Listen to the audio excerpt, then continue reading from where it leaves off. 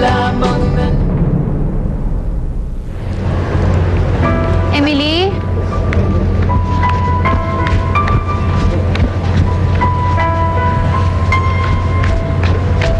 Si Joanna! Buti nakaligtas kayo. Oh. Bakit ganyan yung mga itsura niyo? Bakit nakatulala kayo? Hindi ba kayo masaya na nakaligtas kayo sa Tita Daisy ninyo? Kasi Ate Joanna, nakita daw nila si nanay eh. Talaga? Nasa yung nanay ninyo? Umalis na ate eh. Di man lang namin siya nakausap. Bakit hindi niyo kinausap man lang? O ano man? Siguro, ayaw niya talaga makipag-usap. Pwede ba naman yun? Nanay niyo siya eh. Siguro, tama talaga yung iniisip ko nun pa. Ayaw na talaga sa atin ni nanay.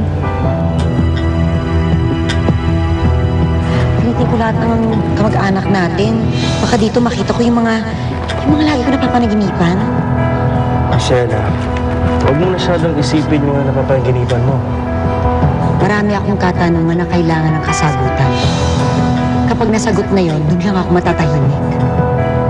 Nang dahil lang sa panaginip na yan, nagkakaganyan ka. Asawa mo, bakit ba pinag-uubusan mo ng panahon ng panaginip na yan? Kaysa sa amin ng pamilya mo, huwag ka mo masyadong magpakapekto sa panaginip na yan. At huwag mo kami ipagpalit sa mga taong nakikita mo lang sa panaginip mo. Bakit ba ayaw mo akong pumunta doon? Meron ba akong di dapat makita? Para kasing may tinatago ka sa akin eh. Nay! Nay! Nay! Nay! Nay! Nay! Nay! Marcela? Anak! Napansin niyo ba yung mga bata kanina? Sino mga bata? Tinatawag nila akong nanay. Kaya lang hindi ko sila masyado nakita dahil ang daming tao tapos ang layo nila. I'm sure maraming bata doon. At sigurado din ako na maraming nanay doon. Ay naku anak, siguradong hindi ikaw ang tinatawag ng mga yun.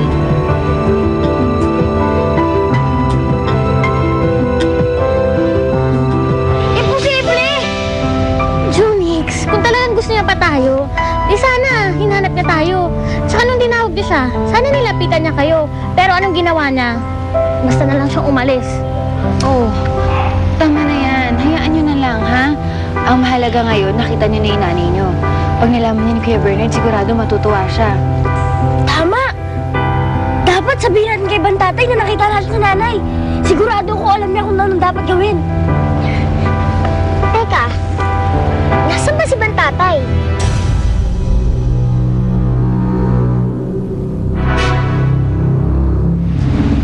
Asan na kaya yun?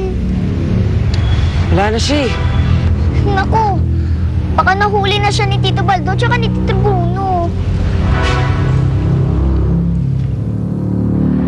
Aray ko, ang sakit na ng mga paa ko. Umuwi na tayo. Kunti na lang, Mami. Sandali na lang. Ayun sila, Daisy, oh! Oh, sila Daddy oh! Wizard! Saan pa kayo naggaling? Dalian nyo! Dali lang! Ano yung hinihila nila? Baka dala na yung mga bata. Eh parang hindi naman bata yung dala nila eh. Parang... Aso?